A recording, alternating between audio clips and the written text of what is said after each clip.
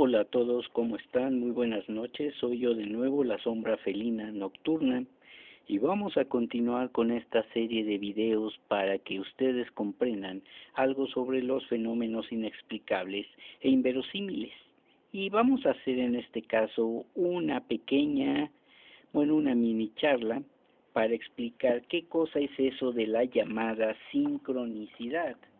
Bueno, pues es cuando dicen, es que cuando uno pone y ajusta sus relojes a la misma hora para poder tomar el tiempo en una competencia, etcétera, etcétera, etcétera. Sí, pero también se refiere a algo mucho más complejo. Y les vamos a decir que lo malo de las técnicas de predicción que se basan en signos de cualquier tipo es que no parece existir relación entre estos signos y lo que ellos significan. En ninguno de los modos tradicionales de predicción, sea por la situación de los planetas, el estado de un hígado de cordero, el modo en el que las aves vuelan o cómo están dispuestas las hojas de té en la taza, o pues por las figuras del tarot, de la baraja española, runas, I Ching, etcétera. Bueno, pues se da una relación concebible con la guerra, o con la muerte, o con la suerte en el amor o en la riqueza, o con el resultado de cualquier otro acontecimiento futuro, independientemente de los significados que en determinadas mancias o en estas mancias se les atribuyan a los signos. Claro está. No obstante, muchos de estos procedimientos se siguen considerando muy útiles. Y aquí entramos en algunas situaciones un poco más históricas. Por ejemplo, el profesor Carl Gustav Jung, el psicoterapeuta suizo, cofundador con Sigmund Freud de la psiquiatría del siglo XX y también de la teoría del psicoanálisis, bueno, él estaba convencido de que tales métodos de predicción producen resultados significativos.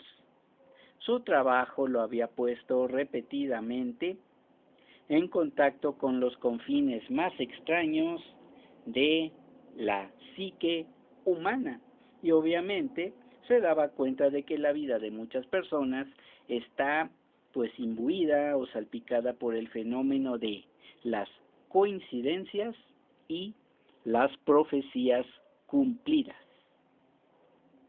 Jung llegó a convencerse de que en el universo actúa algún tipo de proceso conectivo distinto de la causalidad, pero complementario de ella, y de que su manifestación responde a una aparente colaboración entre la psique humana, o sea, la mente humana, y el mundo exterior.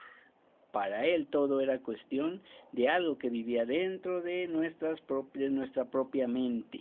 No era algo externo, era algo innato para él de cierto modo. Bueno, pues él llamó a ese principio sincronicidad y dedicó gran parte de sus últimos años a explicar cómo es que actúa.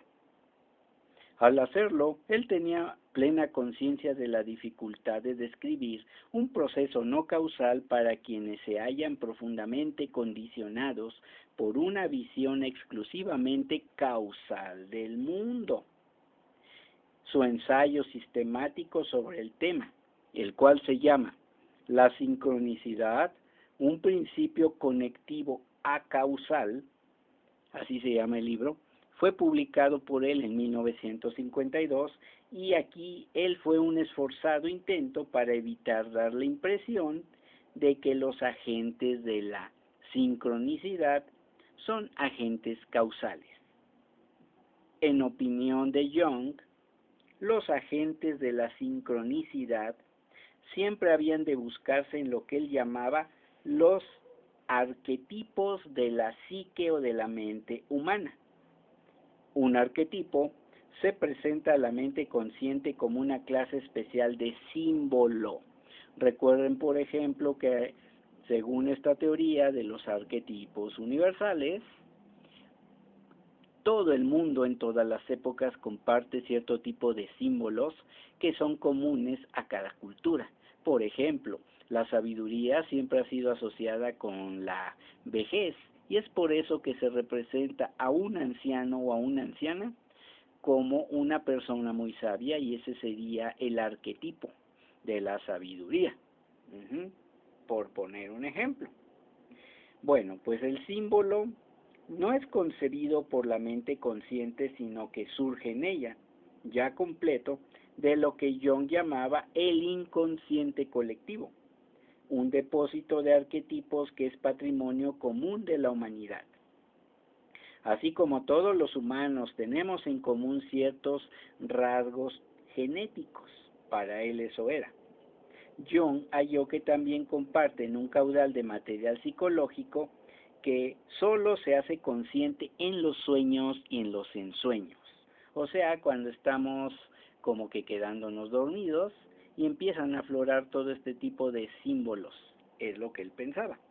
Ejemplos de las figuras arquetípicas que Jung halló repetidamente en sus propios sueños o en los sueños de sus pacientes y en las historias y mitos populares de todas las épocas y países, ya se los mencioné, el del sabio anciano o anciana, la madre eterna, el niño mágico, el embaucador, el árbol y el mandala, sí, un dibujo que simboliza el universo, más comúnmente asociado con la cosmovisión tibetana o con alguna parte de la cosmovisión budista e inclusive del hinduismo. Bueno, así como los genes encarnan un orden, los genes ya sabemos que son estructuras compuestas por moléculas de ADN cuya disposición ordenada forma los cromosomas. Ajá. Bueno, nosotros tenemos 2 cadenas de ADN y hay quien dice que todo lo demás que está inactivo formaba en total de 12, pero eso es otra historia. Bueno, así como los genes encarnan un orden y crean estructuras ordenadas de desarrollo, los arquetipos encarnan el orden a un nivel psicológico y su presencia origina mucho más orden. En este punto, la dificultad para Jung era explicar cómo el arquetipo, en virtud de su orden inherente, crea un orden de un modo no causal. Un ejemplo médico puede darnos un modelo aproximado de este proceso. La penicilina o cualquier otro antibiótico es útil en caso de una infección bacteriana, porque las moléculas del antibiótico se parecen mucho a las de la pared celular de las bacterias.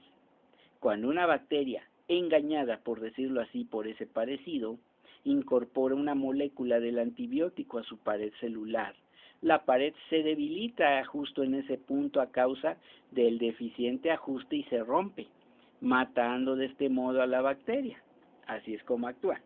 La molécula del antibiótico ha sido el instrumento de ese proceso, mas no de un modo activo. En presencia de la molécula de antibiótico, la bacteria ha desarrollado un nuevo modelo molecular con defectos fatales. Así pues, el papel del antibiótico es contingente, o sea, mandado, no causal. De modo semejante, el arquetipo actúa como un catalizador psíquico, en cuya presencia se despliegan experiencias psíquicas de un modo ordenado y que con frecuencia afecta al mundo físico. Pero ¿cómo es esto posible? Bueno, pongamos otro ejemplo biológico para que lo entendamos y nos resulte útil. Se ha sabido que algunas aves migratorias se guían por las estrellas.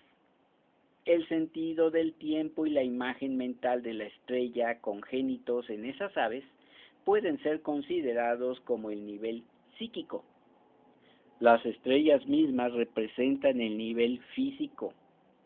Cuando ambos niveles se unen para poner a las aves en su rumbo apropiado y en el momento apropiado, tenemos la prueba del catalizador psíquico o arquetipo. También aquí los arquetipos, por ejemplo el reloj interior y la imagen mental congénitos, son contingentes, no causales. O sea que nada más reaccionan a los estímulos ya. dichos. Jung se daba cuenta perfecta de que su teoría era solamente el primer paso hacia la comprensión de algo muy difícil de formular. La cuestión más importante que dejó sin respuesta fue su naturaleza real y precisa de esta relación sincrónica entre lo psíquico y lo físico. Como quien dice, propuso pero ya no investigó, no le dio tiempo, y en la actualidad de muchas teorías, muchas de las cuales son incluso tenebrosas o incluso contradictorias. En fin. Para Jung, esta relación era el equivalente psicológico de las ecuaciones matemáticas del físico y se daba cuenta de que la falta de una contribución adecuada de la física matemática hacía incompleta su teoría en cuanto intento de explicar la identidad relativa o parcial de la psique y el continuum físico o la continuación física. Si la teoría de la sincronicidad no ha sido demostrada, tampoco se ha probado que sea falsa. Y las personas pueden tener información genética, que en este caso eso sería lo arquetípico, subconsciente relacionada con su aparente capacidad de predecir el futuro. Pero pues esto, como hemos visto, es solamente una teoría y de todas formas no nos explica cómo es posible que se den esos casos en los cuales pues tú, por ejemplo, no quieres salir o ir a determinado lugar, te sientes mal y obviamente por alguna razón no vas, y en ese lugar al que ibas a ir, en ese preciso instante en el que pudiste estar llegando o en el cual ya estabas en un tiempo, digamos, programado, algo sucede y te pudo haber afectado a ti. Eso es lo que hay que seguir buscando en las explicaciones, y hasta ahorita pues seguimos en las mismas prácticamente. Y es por eso que no entiendo la actitud de los científicos de decir, nada está demostrado, la ciencia es la que tiene la razón.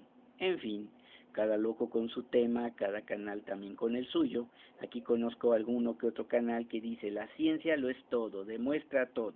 Pues no, no me lo ha demostrado. Ah, claro que sí, con las leyes te dice que esto pasa así, así, así, y que eso no es posible, todo lo imaginas. Bueno, pues desde ese punto de vista, pues tampoco resulta científico lo que dicen, porque ya lo toman como dogma de fe.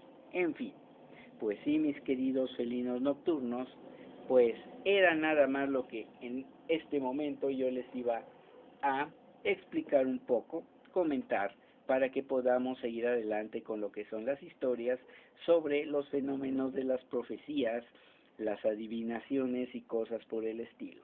Pues bien, por eso es que les puse este reloj que por lo visto, aunque sea un reloj de que no usa pilas, pues por lo que veo tampoco funciona bien, ya sea pelmazo la arena, en fin. Pues bien, mis queridos felinos nocturnos, por esta vez yo los dejo, que pasen muy buenas tardes, muy buenos días, buenas madrugadas y buenas noches.